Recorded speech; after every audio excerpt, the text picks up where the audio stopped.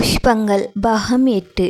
இந்த கதையில் வருகின்ற சம்பவங்கள் எல்லாம் புரட்சி செய்தால் அந்த குடும்பத்திற்கு என்னென்ன வேதனைகள், கஷ்டங்கள், நிம்மதி இல்லாத வாழ்க்கை வருகின்றன என்பதுதான் கதை. இது யாருக்கும் புண்படுத்தும் நோக்கம் இல்லாத கதையில் புரட்சி என்று போனால் குடும்பத்தில் இருக்கிறவர்கள் யாரும் நிம்மதியாக இருக்க முடியாது என்ற வகையில்தான் இந்த கதையில் இருக்கிறது.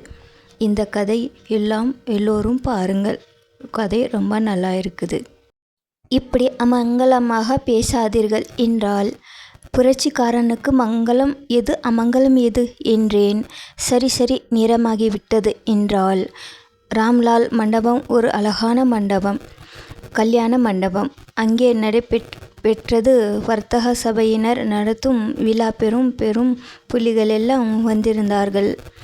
கலெக்டர் உள்ளே வரும் வரையில் காத்திருந்தோம். பெரும்பாலோர் மது அருந்தும் பழக்கமுடையவர்கள். எங்களை விட அதிகமாக அவர்கள் ஆடினார்கள். 1 மணி நேரம் அவர்களை நன்றாக ஆடவிட்ட பிறகு கையில் மாலையை எடுத்துக்கொண்டு வெவ்வேறு டேபிளாக ஆடிக்கொண்டே கலெக்டர் கழுத்தில் மாலையை போட்டாள் சாந்தி. போட்டுவிட்டு மேலும் ஆடிக்கொண்டே மெயின் சுவிட்சுக்கு அருகே மெதுவாக போய் யாருக்கும் அறியாமல் அதை அணைத்தாள் சாந்தி. அந்த இருட்டில் நான் ரிசீவரை எடுத்து கலெக்டர் இருக்கும் இடத்தை கவனத்தில் வைத்தபடி மடமடவென்று சுட்டேன். விளக்கு என்று சப்தம் கேட்டது. ரிசீவரை நான் மடியில் வைத்து கொண்டேன். இடையே வீல் என்று ஒரு பெண்ணின் குரல் கேட்டது. விளக்கு போடப்பட்ட போது கூட நான் ஓட முயற்சிக்கவில்லை. ஏனென்றால் யார் சுட்டது என்று யாருக்கு தெரியும்? ஆனால் அங்கே நான் கண்ட காட்சி, ஐயோ என்ன கொடுமை இது! சாந்தியல்லவா நான் சுட்டிவிட்டேன். கலெக்டர் இருந்த இடத்திற்கு நேராக அவள் நின்றிருக்கிறாள். கொஞ்சம் சாய்ந்து பிடித்திருக்க வேண்டிய ரிசீவரை நேரே பிடித்து விட்டேன். இனி போலீஸ் வந்துவிடக்கூடும். மெதுவாக அங்கிருந்து நகர்ந்தேன். வரும்போதே சாந்தி ஓட்டி கொண்டு வந்த காரை இப்போது நான் ஓட்ட வேண்டியதாயிற்று. கோலை போல் அழுதேன். புறப்படும் போதே அமங்கலமாக பேசாதீர்கள் என்றாளே. மங்களம் அமங்கலம் என்ற இந்துக்களின் நம்பிக்கை உண்மைதானே? சாந்தியின் உடலை கூட இனி நான் பார்க்க முடியாது. அந்த தியாக தேவதை எனக்கு முன்பே தியாகிவிட்டாள். போலீசார் இனி அவள் உடலை எடுத்து செல்வார்கள். அவளது இருப்பிடத்தை கண்டுபிடித்து விடுவார்கள். இனி நான் அந்த வீட்டுக்கு சென்றால் நானும் பிடிபடுவது நிச்சயம். 8 மாதங்கள் மனைவியாக வாழ்ந்த ஒருத்தியையும் என்னை பத்திரப்படுத்தி வைத்திருந்த வீட்டையும் நான் இழந்து விட்டேன். எங்கே போவது? ஒரு பெரிய ஆடம்பரமான ஹோட்டலுக்குள்ளே நுழைந்தேன். வர்த்தக சபை கொடுத்த பணம் கொஞ்சம் இருந்தது. கையிலே வேறு ஆடைகள் இல்லை. கொஞ்ச நேரம் அழுவதற்காகவே ஒரு அறை எடுத்தேன். இனி போலீசார் உஷாராகி விடுவார்கள். நாளை காலை இந்த ஹோட்டலில் இருந்தும் காலி செய்து விடுவது என்று முடிவு கட்டி கொண்டேன். அறைக்குள் சென்றதும் என்னை அறியாமல் சாந்தி என்று கூவினேன். உடம்பிலிருக்கும் உப்பு சத்து நீர் மட்டும் அழுதேன். சாந்தியின் நினைவு என்னை அலைக்கழித்தது. என்னதான் கட்சியிட்ட கட்டளையாக இருந்தாலும் என்னை காப்பாற்ற அவள் இழந்தது தான் கற்பனையல்லவா? எவ்வளவுதான் புரட்சிக்காரர்களாக இருந்தாலும் அவர்கள் தமிழர்களாக இருந்தால் எந்த காரணம் கொண்டும் அவர்கள் இழக்க விரும்பாதது தாங்கள் மானத்தையல்லவா? அந்த இரவில் சாந்தி சொன்னாலே, உங்களை காப்பாற்றுவதற்காக மட்டும் நான் என்னை கொடுக்கவில்லை.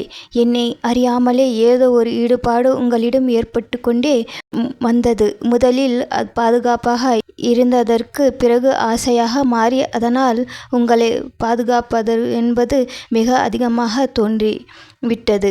நான் உங்களை விரும்புகிறேன், உங்களை காப்பாற்றுகிறேன், அதன் மூலம் கட்சியின் மற்ற தலைவர்களையும் காப்பாற்றுகிறேன் என்று அந்த இரவில் அவள் என் கொள்கைகளை காப்பாற்றினாள். என் தேவைகளை உணர்ந்தாள். என்னை திருப்தி செய்தாள். என் தலையை அவள் கோதி கொடுத்த போதும் ஆதாரங்களில் விட்ட போதும் நான் ஒரு கவிஞனாக மாறிக்கொண்டிருந்தேன்.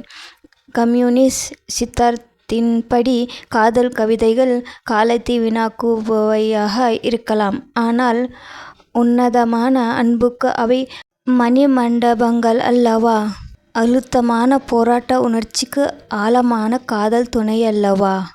என்னை எதிரியிடமிருந்து காப்பாற்ற விரும்பிய அவளுக்கு நானே எதிரியாகி விட்டேன்.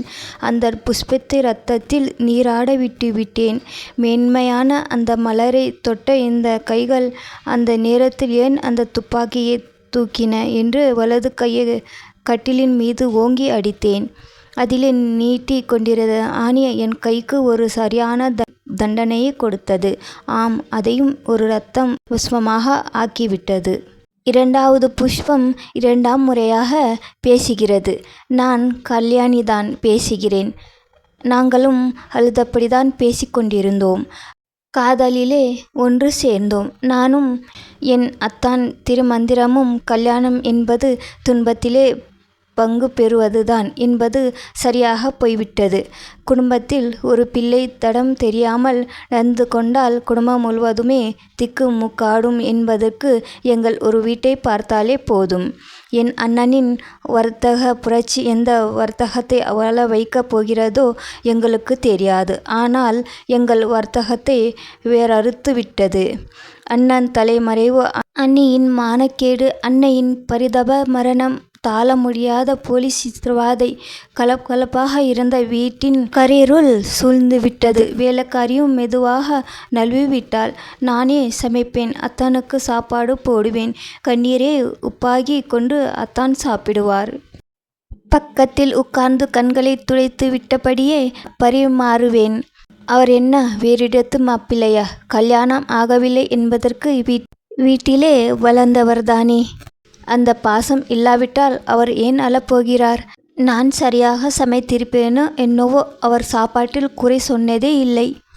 இரவிலே அவருக்கு பலகாரம் கொடுத்துவிட்டு பிளாஸ்கிலே பாலை எடுத்துக்கொண்டு நானும் மாடிக்கு போவேன். அவர் கட்டிலே படுத்து கொள்வார். நான் கீழே பாய் போட்டு படுத்து கொள்வேன். தனியாக இருக்கின்ற இருவர் தவறிவிடக் கூடுமே என்பீர்கள். ஆனால் அந்த நினைப்பே எங்களுக்கு வரவில்லை. காரணம் பயம், பீதி, துயரம், நாளை என்ன நடக்குமோ என்ற அச்சம்.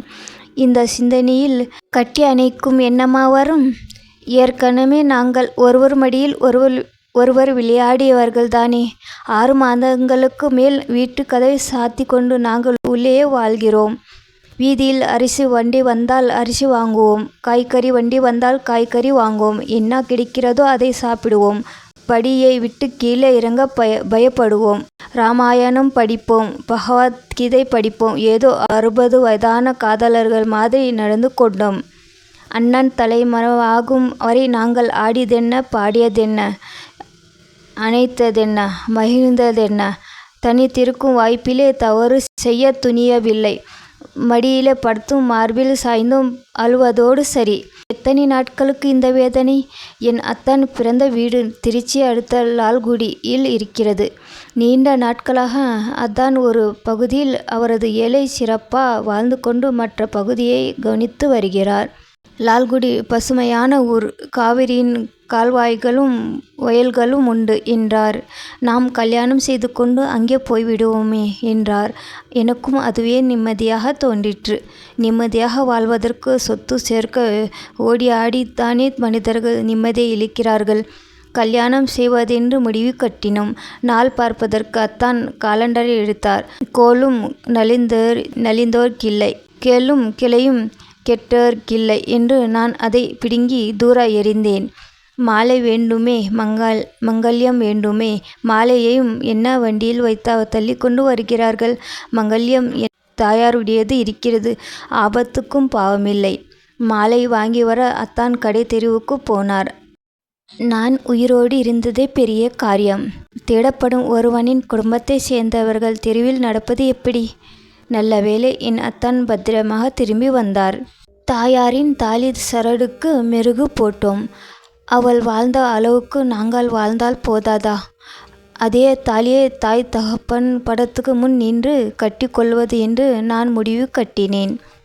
அழைப்பிதழ் கொடுத்தாலும் யார் வரப்போகிறார்கள்? ஆபத்து காலத்தில் உதவக்கூடிய உத்தமர்கள் தமிழ்நாட்டில் எத்தனை பேர்? மாலையை மாற்றிக்கொண்டோம். அவர் தாலியை கட்டினார்.